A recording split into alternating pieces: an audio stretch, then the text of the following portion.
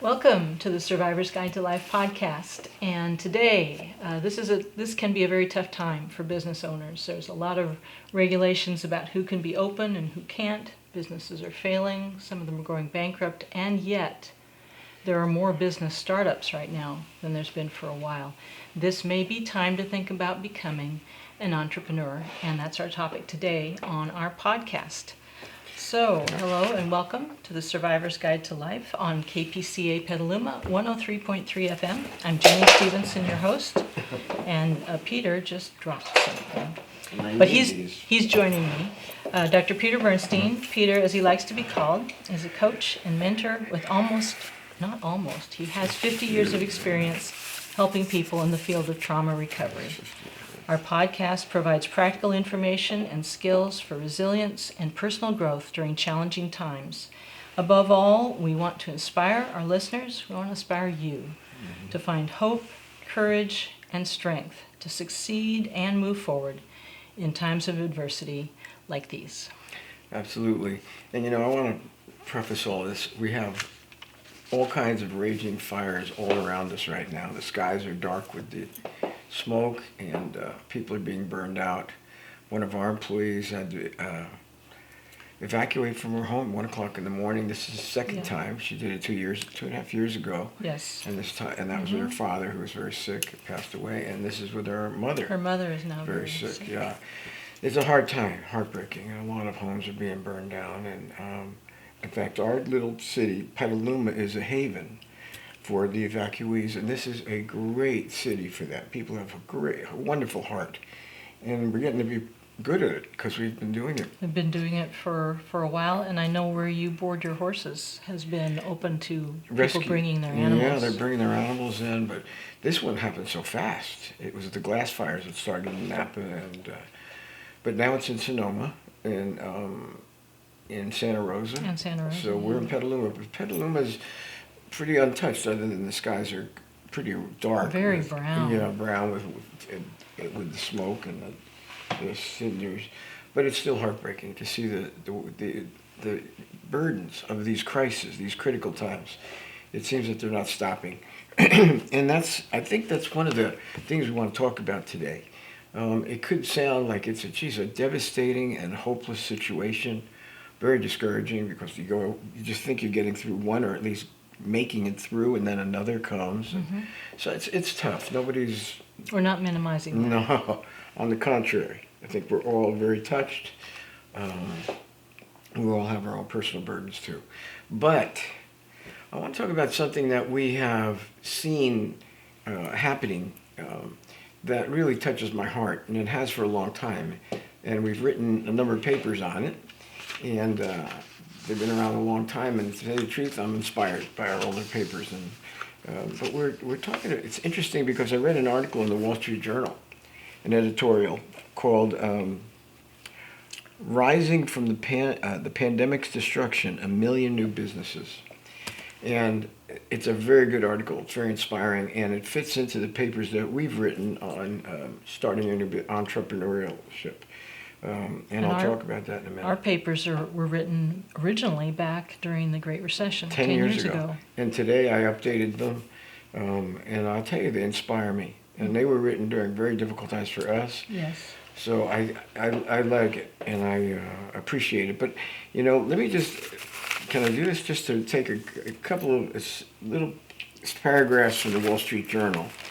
By the way, the name of this episode is "Time for Us to Let Go of Business as Usual." So it says, rising from the pandemic's destruction, 1 million new businesses. The pandemic forced hundreds of thousands of small businesses to close. He talks about a lady named Marion Schneider, a 22-year-old. She opened up a bakery after where she was working went out of business, and the community helped her get started. It says Americans are starting new businesses at the fastest rate in more than a decade, seizing on pent-up demand, new opportunities after the pandemic shut down and reshaped the economy. Interestingly, I don't know if you know, but they anticipate at least 700,000 older, more established businesses and corporations are not going to open again. No. That's enormous to me. That's a lot of employees too. And it's millions.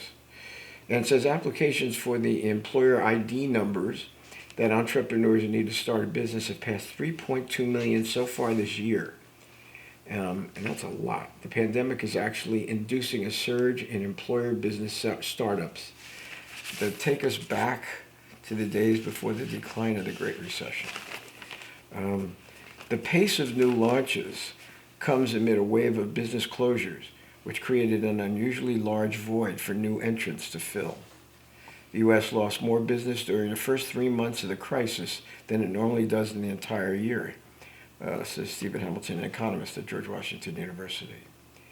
He says, let's see, applications are growing at nowhere near the pace needed to keep up with the 700,000 firms that Mr. Hamilton estimates will be lost this year. That's a lot. That's so much. It's almost hard to get my head wrapped around it. But it was interesting because then it talked to people that have started businesses out of being unemployed, having dreams of things that they wanted to do their whole life. And these are very interesting. Talks about a trainer who now started a new business, talked about a guy who was a chef because the restaurant he worked at went out of business, and so now he does some kind of home deliveries. They're inspiring. The bookseller, she's in marketing. She's now opened up her own bookstore. Let's see who else. There was a therapist who worked for a school district and had always wanted to go out on her own. And the school district closed. And now she has established a practice with Zoom, things like that. So you're reading these stories, and it's very inspiring because they had nothing, they had no employment. They didn't know what they were going to do. All they had was a dream. And they had their backs to the wall, and who knows if they ever would have done it. But this forced the issue. So I think this article is really good and really timely and really inspiring, but it fits for us in the kind of studies and work that we did on entrepreneurship. What is that? Well, one of our papers, entrepreneur is a person who organizes and manages any enterprise, especially a business, usually with a considerable initiative and risk. That's a dictionary definition.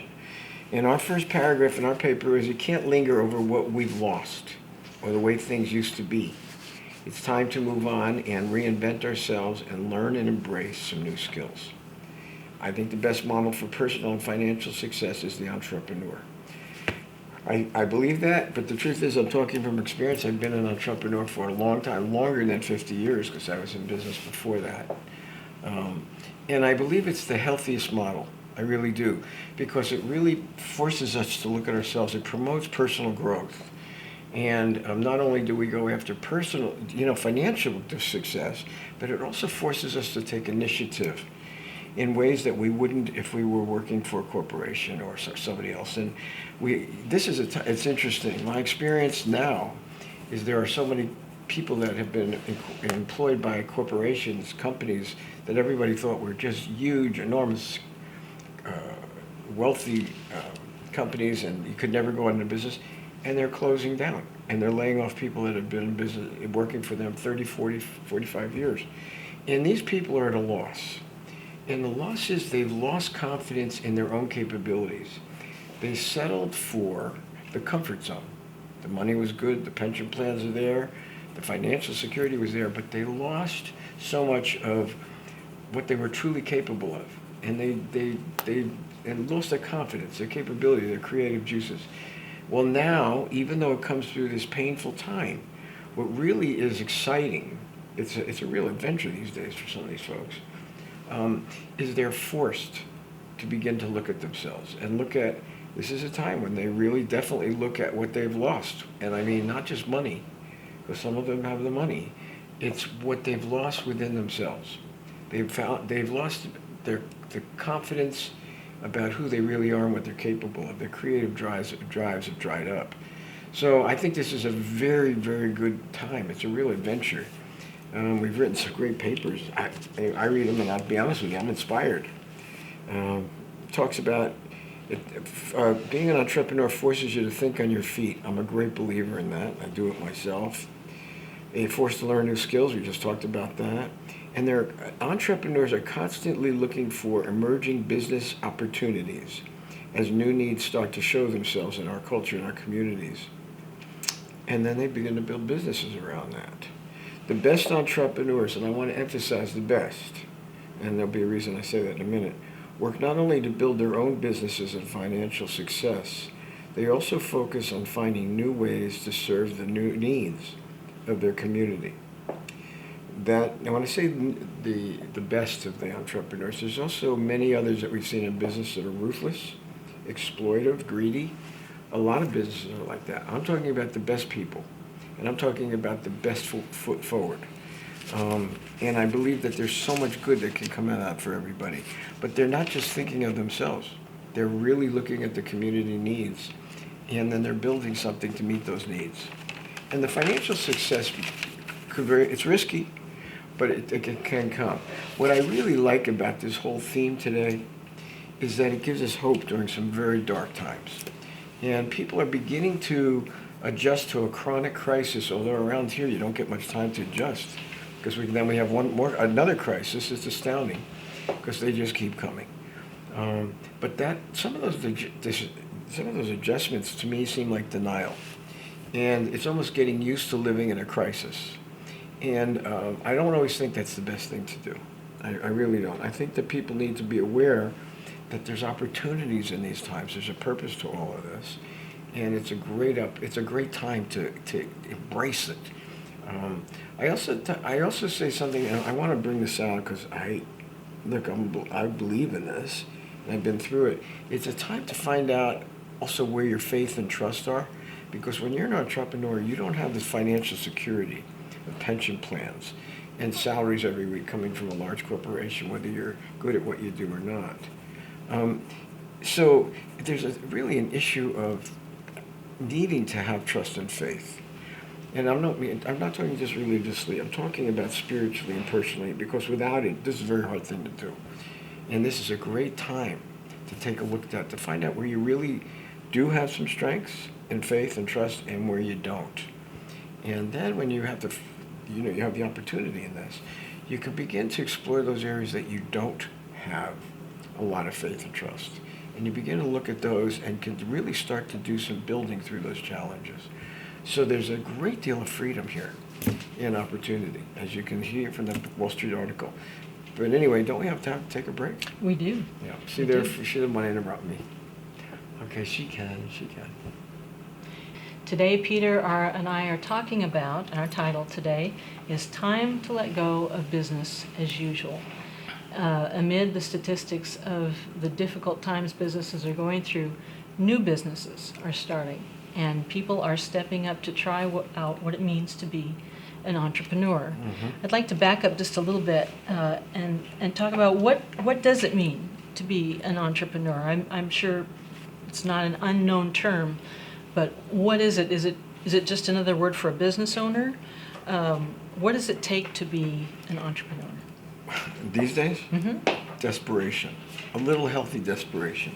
It may not feel that way at first, but you're certainly, one of the things about an entrepreneur is there's a lot more risk involved.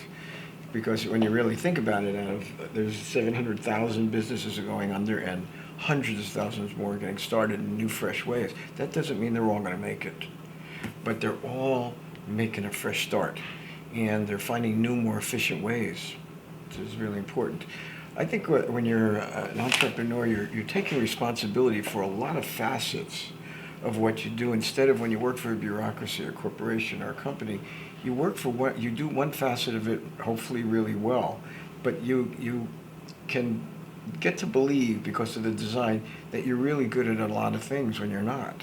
When you're an entrepreneur, you don't have that kind of a delusion. You are responsible for everything. You are your organization chart. You are it. Yes. And you're fully responsible. And that means you got to think on your feet. If you see something, you got to learn it really quickly. And if you make a mistake, you got to correct your mistakes and learn from them very quickly. You're really in charge. And if you have a blind spot or areas where you haven't grown, and we all do, this is going to be in your face. If you're not a leader, and you become an entrepreneur, you're going to find out very quickly that you're not a leader. How do you mean? What is it when you say it's in your face? What is that like? Well, there's no turning it, there's no pushing it off onto somebody else. I mean, it's all on you. You make it or break it, it's on you. When you work for a company and there's a lot of employees or a corporation or whatever, you can push it off on some other people. You can get away with an awful lot, believe it or not. But when you're not, what can you get away with? You blow it, it's on you. You make it, it's also on you. But I think that one of the things we're talking about is the nature of a good entrepreneur. Right. And these are people that are not just always thinking of themselves. They're not opportunistic in the way of exploiting people. They're not greedy. They're not ruthless. They're actually smart enough to know the community has needs. I have a dream. There's something out here I see I can do, and I can help the community while I'm building a business for myself. They consider all those aspects as they create their business. Absolutely, and to me, I love that. I remember when I first started, before I was a therapist and a psychologist and a mentor, I was a builder. It was a family business. I loved it. I'm just going to ask, because your family business was fairly large. You had a large crew. Is that still an entrepreneurial role that you had? That was, because I had to lead and take it over at a very young age because my father got sick. But one of the things that I really loved about it was we were serving the community, and we were building apartments and homes and whatever, and it really, from out of nothing. And we built sometimes in places that were started off, Newark, New Jersey. They were pretty dilapidated areas, and I remember we'd come in and take over empty places that were just shot and rebuild and build beautiful apartment buildings that people could live in. It turned out to be really lovely communities, and we did that in a lot of parts of New Jersey. I frankly ate it up, even as a kid working on the carpentry crews, as a laborer, and I was a laborer for a long time. I loved it, and that's the part I love to see. From out of the ashes came these beautiful buildings and homes, and you were serving people, and they loved it. And I loved it. To be honest with you, I did love the building, but not every aspect of it, but I did love that. I went on, in fact, when I later went on to go back to school to become a therapist, a psychologist, I was told, well, now you don't build, and I said, I love that business, but it didn't work out for many reasons. And the people who mentored me said, well, now you're building people, and you're working on helping people. And that was the other part. I would love to see people who are really in trouble come out of it and grow from the trauma and the suffering and pain and grow into better people and stronger people and come to be the people they're meant to be. So, I mean, I've been committed to that for an awfully long time. And I know there's a lot of ins and outs of it because I've been through so much with so many, but I do love it. Seeing people in physical pain, being able to help them through that, being able to see the impact of these traumas that stay with them and being able to get them through that and getting them to feel a lot more resilient and better about themselves and finding their strengths that they didn't know they have. I love that. That keeps me going. I'm inspired. I remember you trained with a number of other men who at times had the same opportunities and many capabilities similar to yours. And yet not many of them really ended up fulfilling the promise of their training and what they had hoped to do. Were there parts of being an entrepreneur for them that just didn't come together? I could be. I mean, everyone was an individual. I didn't follow all of them after a while. I went on my own. But that was the other thing. I was a self-starter. And my education wasn't the only thing that I had with me. I already had an ongoing, pretty large business with a lot of responsibilities. I was a self-starter. So that's I just want to highlight, that's one of the things that a good entrepreneur must be, a self-starter. Well, you can become a self-starter. And I remember when I was first starting, after I got my licenses, I thought, well, that's it. And then I rented a beautiful space, but there was nobody there. And I had family to feed, and I'm looking at this going, now what? And you know what I turned back to? My business acumen in the years I grew up in New Jersey and New York. And I remember talking to somebody, and they said, I remember when I was growing up, my father, who was a pretty tough businessman, he said, I remember when I got out of the Army, he says, well, go hit the pavement. I said, what pavement? He says, go to New York City and go downtown to the business district and start knocking on doors. I said, are you kidding me? He says, no, I'm not. Because that's the only way you're going to make it. Nobody's going to hand you anything. And we were pretty wealthy at that point, and he didn't hand me anything. But I remember that's what I did. And I went to New York City, and I started, not that I was familiar with the downtown business section, but that's exactly what I did. And I would look on the high rises and the names, and I would start ringing the buzzers and going up, introducing myself, and I'll be darned. I got a really good job as a stockbroker, and I'll tell you, I didn't know much. My family did, but I was not one of the smartest. Turned out to not be your calling. No, it wasn't, but I made a lot of money for people, but I didn't like it, and it wasn't for me. But I did get a job, and I did get licensed, and did the state testing, and I passed all of that, and I did get busy. But you know what came to mind when I was a psychologist and I had an empty office? Hit the pavement. Hit the pavement. And you know where I did? I went to downtown San Francisco Business District. I did exactly the same thing I did in New York City, and it worked.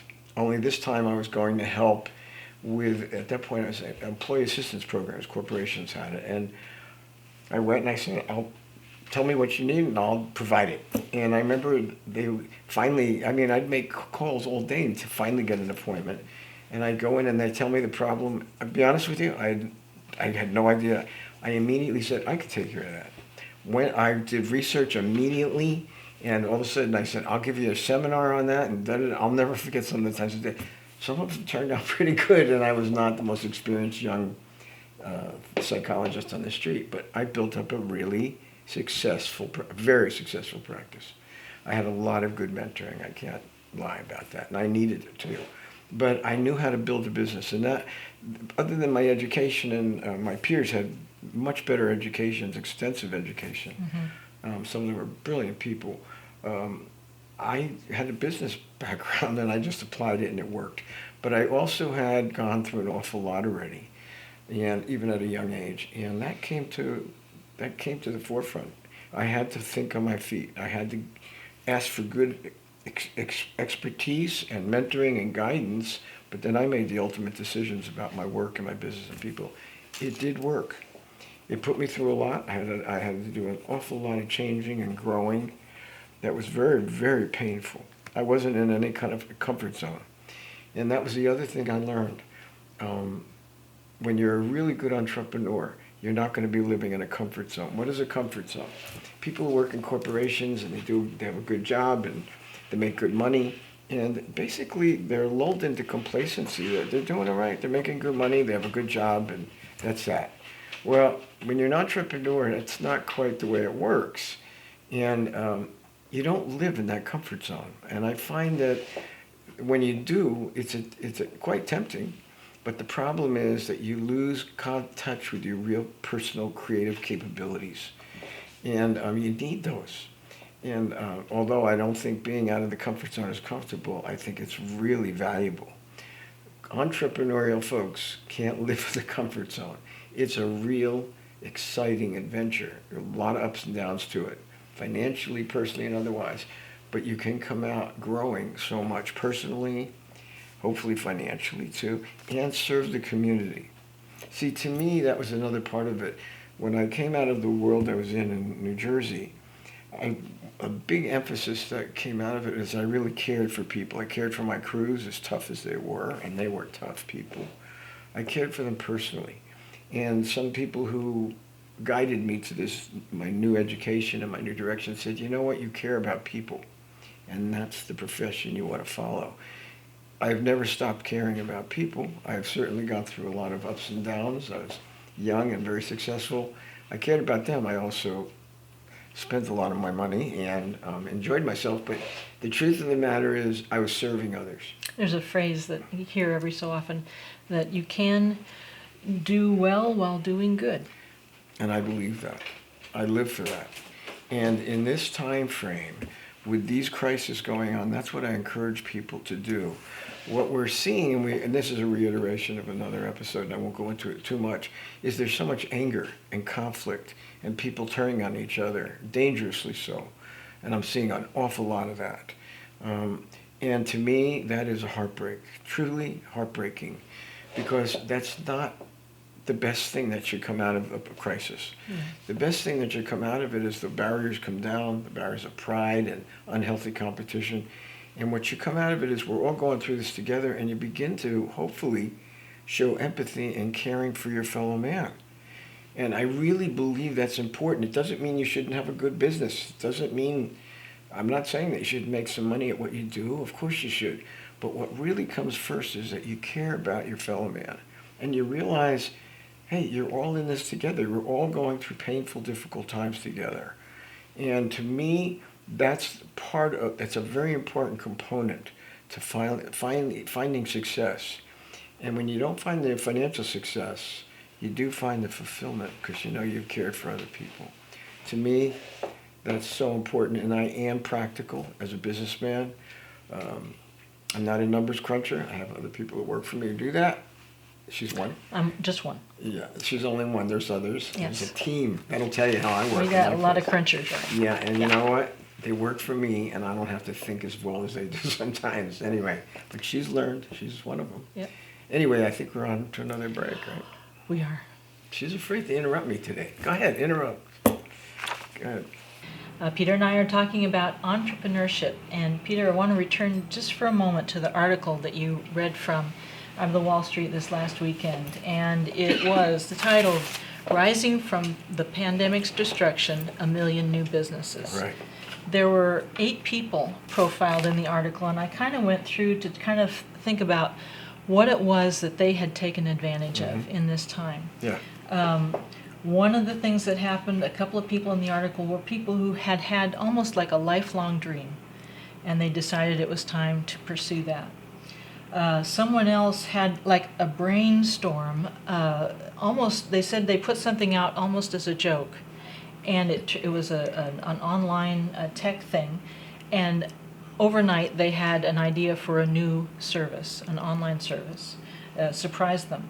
Other people had taken advantage of their current service or product or profession and learned a way to shift it, to change it, to adapt it to the way things are now. Right. And the last category were people who could no longer do their job, but they found that they were good at something else that was maybe like a hobby, and they turned it into a business. So all these people, they followed a dream, they totally created something new, they adapted what they've been doing all along, or they took advantage of something that they already knew how to do but turned it into a way to make money. Yeah. Are those all things that entrepreneurs do? These did, and I think during this pandemic crisis and around here fire crises, I think it is. I think it's these it's these little sparks of creativity that come up out of desperation, because most of these people had good jobs, and all of a sudden the schools closed down. One girl went to school and she was just graduating to become a choir. She was going to work at a church. At a church. Well, all the churches Churches closed aren't down. meeting. Another one was, there were so many stories. One lady was working for a school district as a school counselor, and the school closed. Right. Gave her a chance to go back to school and become an independent psychotherapist. Good for her. One of them was a mother who had her job and was wanted, but she no longer had childcare or her school, and she wanted to be home, and so she made a home business. Yep. That was another way of looking at it. And the truth of the matter is, it's funny how the communities rallied to help some of them. Yes. Set up these storefronts. Others, family members, they loaned them money to get started. Others took some of their savings. It's a very unusual thing because people start getting very creative about their priorities. And if this is something you want to do, you are going to make some sacrifices, but you're going to find that there'll be people that come alongside you that will encourage you and help you. I found it so many times. But you'll never know it until you have to step out there. You'll never find that kind of creativeness, that kind of fellowship, until you have to step out and take a risk. And that's one of the things about being an entrepreneur too, is you have to almost overcome your fears and find courage. Fear of the unknown. Fear of the unknown. Absolutely. That's right. And I got to say, there are a lot of unknowns right now. with the That's pandemic and with the different effects of what it's hard. There's a lot of unknowns. There's a lot. And you know what? That's the way life is right now. And that's through those unknowns. It's interesting what you can begin to extrapolate. It's interesting that even it's through the pain and the suffering, the difficulty, how you begin to see things in a new way and new needs. We, as an example, personal example, my wife's been very ill, and I've chosen to take care of her to the end of her life at home, at the institute actually, so she could be near us. And there was a bathroom and a terrace, and could set her up really nice. We had to learn about caregiving. We had to learn about caregivers. Yes. We have a staff of very good people, but none of us had the expertise of dealing with dying and sickness, not to this degree. And it's interesting how our work and the people coming to us, that's that's what they're asking help about. Yeah. But it also showed us the need that caregivers have and families, how to take care of themselves, how not to burn out, how not to die before the people are taken care of. The mortality rate, the chances, the risks are almost 64% that you're going to die sooner than the people who take care of because it's so difficult without self-care.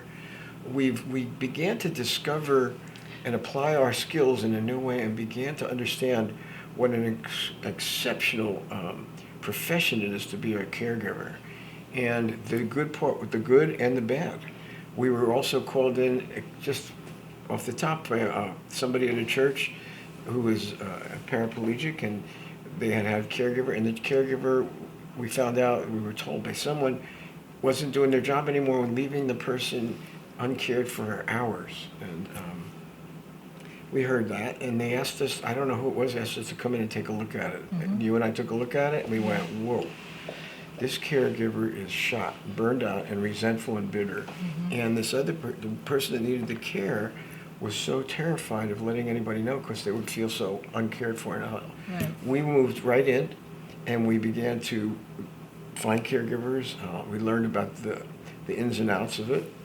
We learned it's more complicated than we realized. And then more and more people came to us looking for help. So we turned to our nonprofit. We turned to Steve, who's the chairman of it, and said, we've got to open up our nonprofit, not just to veterans, but to all caregivers in need.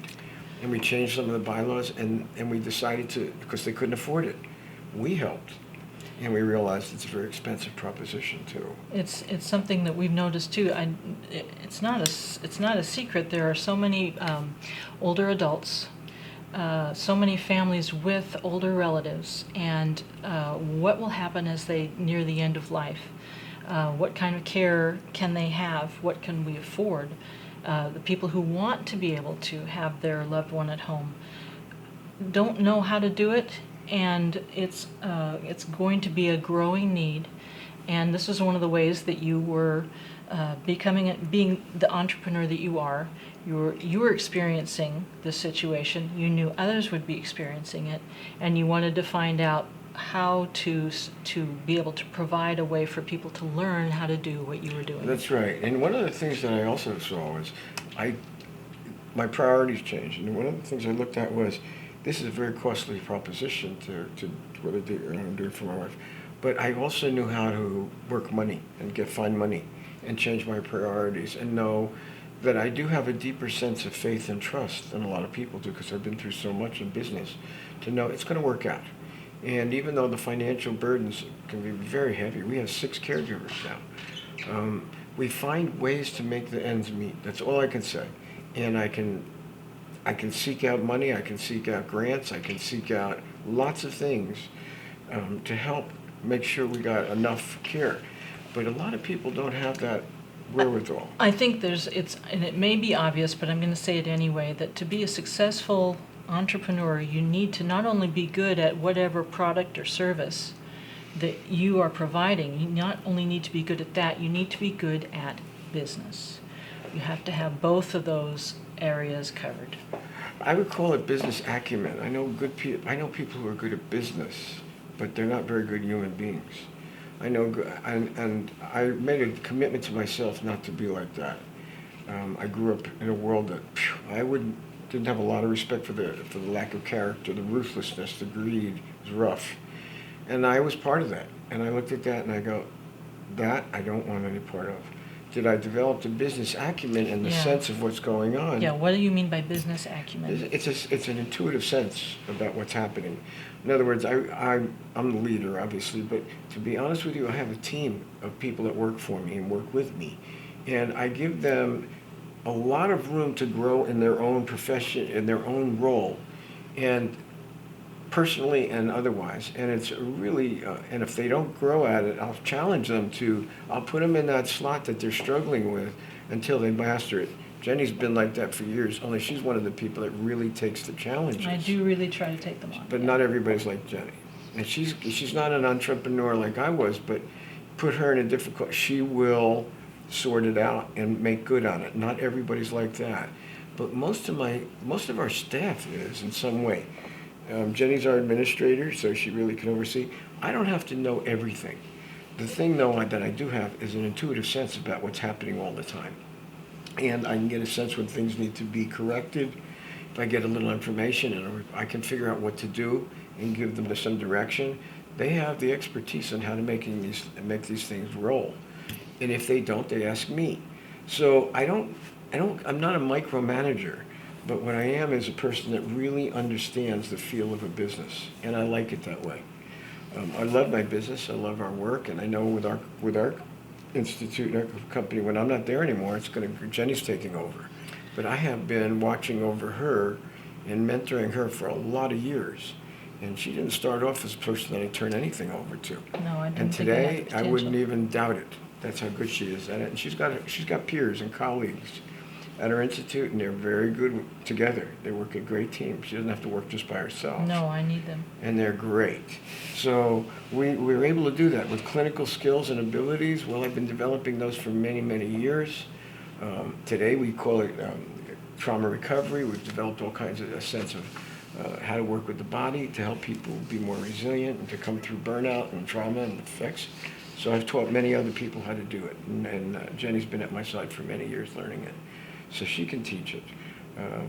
There's a lot of different facets to this kind of thing. But what we're talking about is the adventure of the entrepreneur. And to me, this is the time of opportunity. During this crisis, this is when your back's to the wall, and if you've ever had a dream, and it's in the back of your mind, start thinking big, dream big, and then go after it. Steve's wife, our producer, Colleen, wonderful lady. She works for the city, not for the city, but The Visitors Bureau. Visitors Bureau. She's the number 2 person there. She's very efficient. She's very physically fit. She's been for years. She had a dream.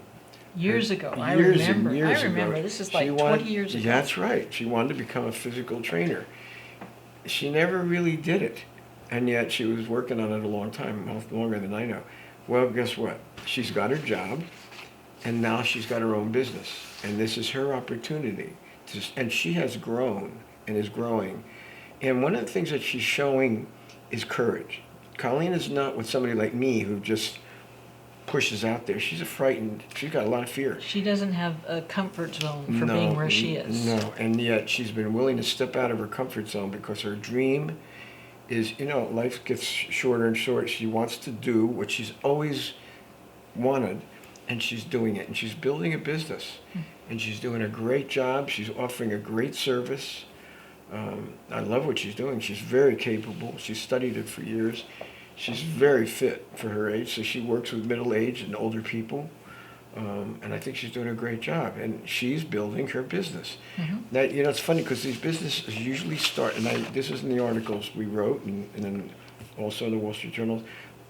With these small businesses, they start small, but they don't start with a lot of employees, but they grow. Yeah. And those are the people, as they grow, that are going to bring on more employees. Now, I'm not saying everyone is going to make it, but the ones that do are going to need more employees. I look at Colleen, and I know she's going to have to expand eventually. She can't do all this herself. And in the setting she's doing it now, it's very limited. She's doing it, she started just right, but no, I don't think she'll stay with that. I think she'll have to get broaden out. I think that's great. Now, she's a perfect example of someone who was not one of these brash, aggressive types. In fact, I did it for her. I talked to people. You were out promoting her more than she was. I believed in what she did, and I'd go out and show her how to talk to people. Yeah. And I did it just like I did when I was in Wall Street in New York. It's very natural for you. Without the New York accent and without being opportunistic and nasty. And I gave that one up a long time ago. But to show her how it's okay, you got something you believe in, you see people in need, and boy, we would see it. Talk to them. Tell them what you got to offer. And frankly, I was a great testimonial. I've been in great shape. They didn't know that Colleen has been my training for 50 years. That's okay. But I could go out there and say, I know what she does works. It works, and she does a great job. So she's a great example, and there are many that are doing this. Mm-hmm. In fact, one of the people in the Wall Street Journal is a trainer, and they would do it on the... They're doing it online. Online, Mm-hmm. and she said trainers were giving it away for free. And she says, well, how do they eat? That's not right. She not says fair. they got to make some money. Set it up some way so that they can make some money. So she set something up, and it's not a fortune, No. but she figured out a way to You can provide a build. service Mm-hmm. Yep. for what, $99? It's cheap.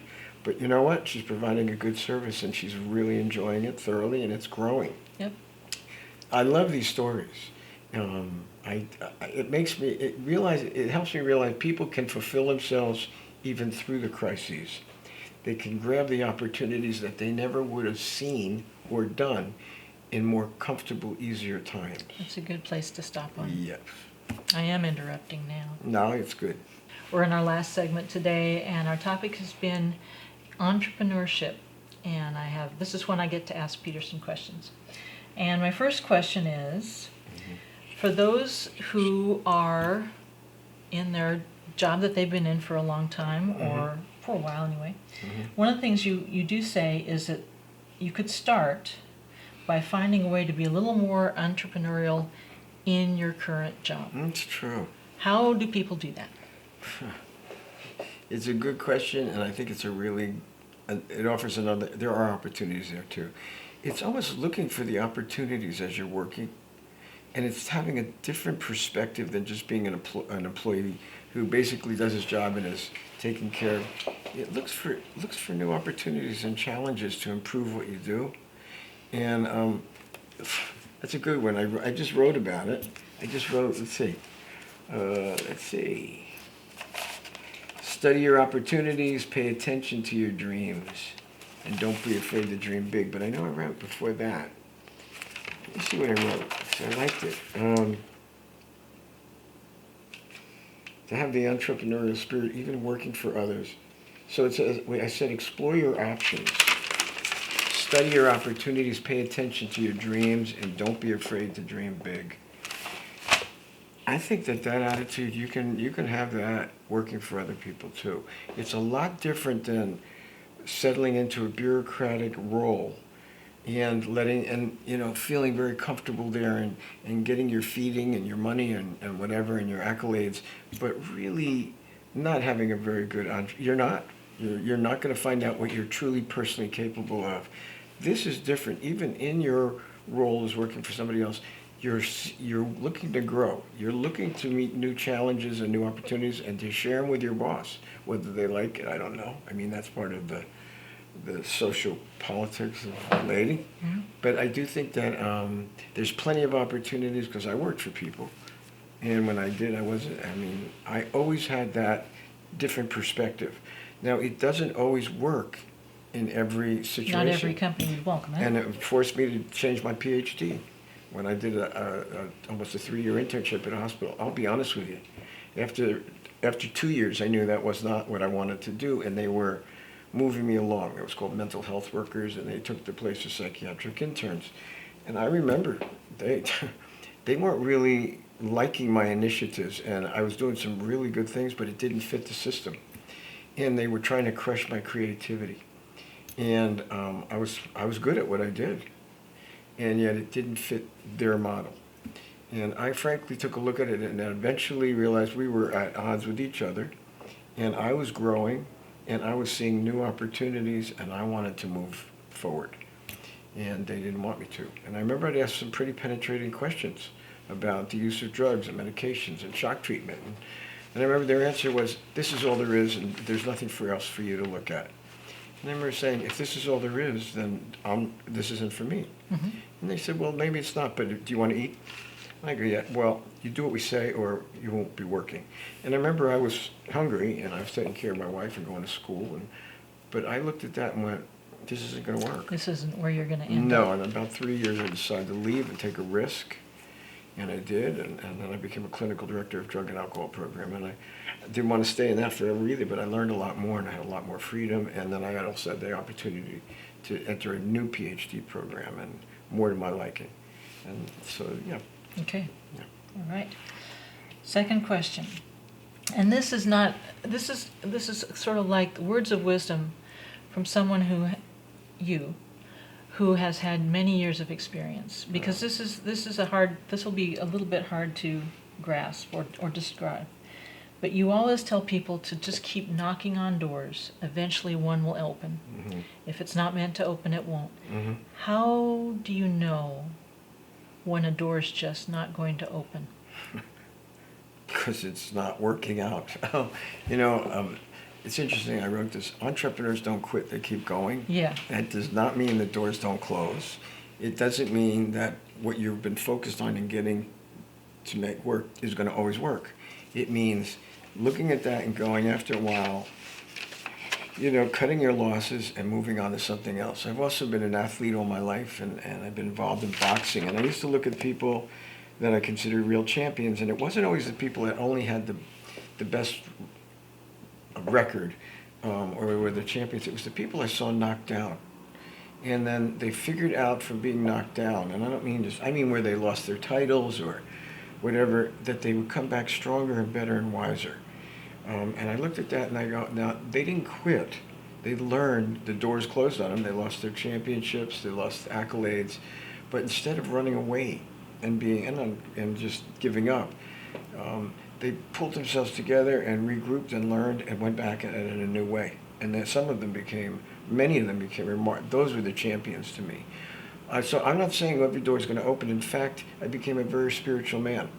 I do believe in God, and I go, those doors were not meant to open for me, but there's going to be one that will. And when that door opens, I know that's the one to go through. So I'm not saying there's not moments of discouragement or where the opportunities are blocked. I've had many. It's just that I know that's not the end. In fact, if the people who close those doors think that's the end, they don't know me. And even if they shut those opportunities for me, I'll find new ones. God will provide new opportunities. Oh, it never fails. So even though some things have been taken away or the door's closed, it always opens up new opportunities for better things. Never fails. I think another thing I've seen too is that you're usually never working on just one door. No, it's true. I learned to diversify. Yeah, right. Yeah. And that's how we've done so well. And I don't see we're doing great during this crisis, but we're not crashing like everybody else because one thing took a big dive. We had other things that came up because we were so diversified. Thank God. Mm-hmm. But we weren't crushed. We learned that from being crushed in the past. So we're not getting rich, but we're certainly not destitute. But we are surviving. Yeah. We're in business. We're serving people. We're taking care of things. And we didn't have to lay well. people off. We actually hired. We actually hired some. So I feel good about that. I really do. And I feel that we've been blessed that way. Yeah. And I hope it continues because we have plenty of hardships to go through too. So, balances out somehow. Anyway. Yeah. My last question, and you touched on this a little bit, but I want to come back to it. You said that that being in a comfort zone, you lose touch with parts of yourselves. Mm-hmm. And that when you can go out on your own, become an entrepreneur, you find parts of yourself that you had lost. You painfully first of all you discover the parts you've lost painfully. Yes. Yeah. Because there's going to be challenges that you don't know how to meet anymore. But through that pain, you can begin to rediscover yourself and rediscover your capabilities that you've actually lost in that comfort zone. So we know in our work we have people coming to us and we're bringing them through this. Very tough. We're not saying this is easy, but I have the hope for certain people that I know they're going to come through this for the better. but they have really lost a lot of themselves in the years past, and now they're discovering how much they've lost. How do you mean they've lost themselves? Well, I think there's a kind of an inner capacity for being creative. There's an inner capability to recognize opportunities and challenges and to meet them, to be creative. I think we all have it. It's just that if you don't use it, or you're in a situation that, no, they're not terribly interested in that, but you do this, we're happy with you. They begin to lose a sense of parts of who they are. And as long as they're getting paid good, they have a secure job, to them that's a good substitute. It really isn't. But yet, understanding the human condition, you can know why people do that. But I frankly look at that and go, boy, you're sacrificing a lot. And someday, like today, these days, you're going to find out how much you've lost. Because where I have to be on the cutting edge all the time, you've been in la-la land. And that comfort zone has cost you an awful lot. You made the money, but look at how much else you lost. And for those folks that don't even have the money, and not either, it's a greater loss.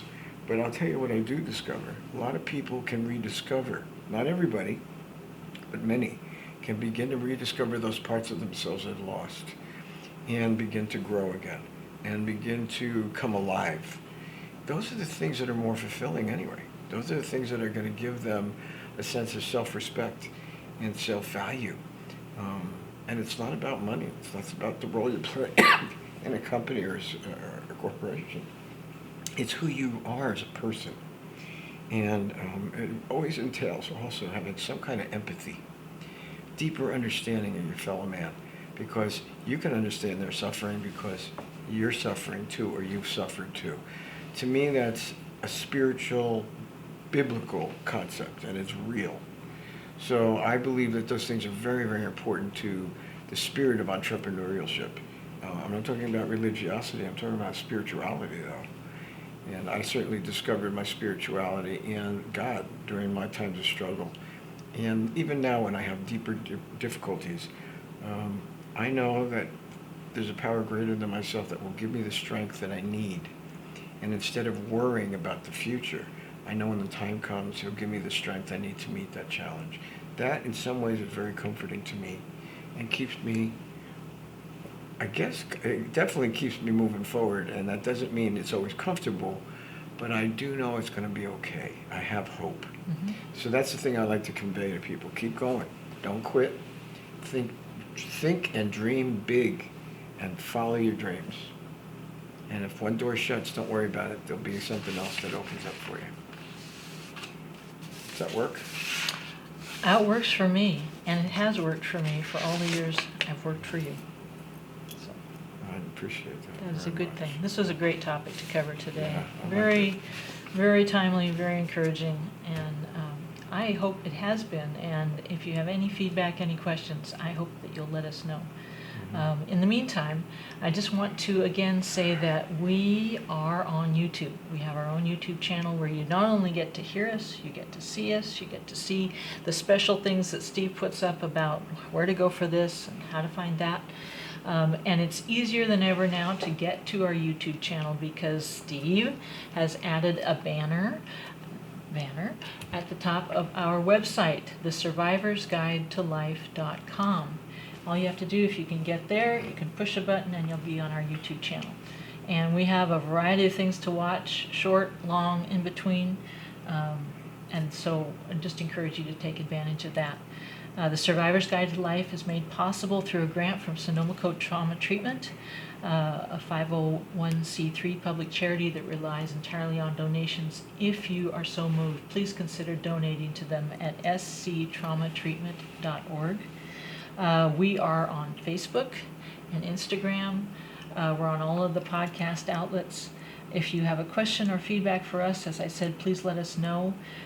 You can get in touch with me, Jenny, at bernsteininstitute.com or 707-781-3335. And if you ask for it, I will be very glad to send you a little booklet that contains some of Peter's principles for really classic, timeless principles for how to get through very hard times. And Steve has done a great job of designing this little booklet, and I'd be very happy to get a copy in your hands.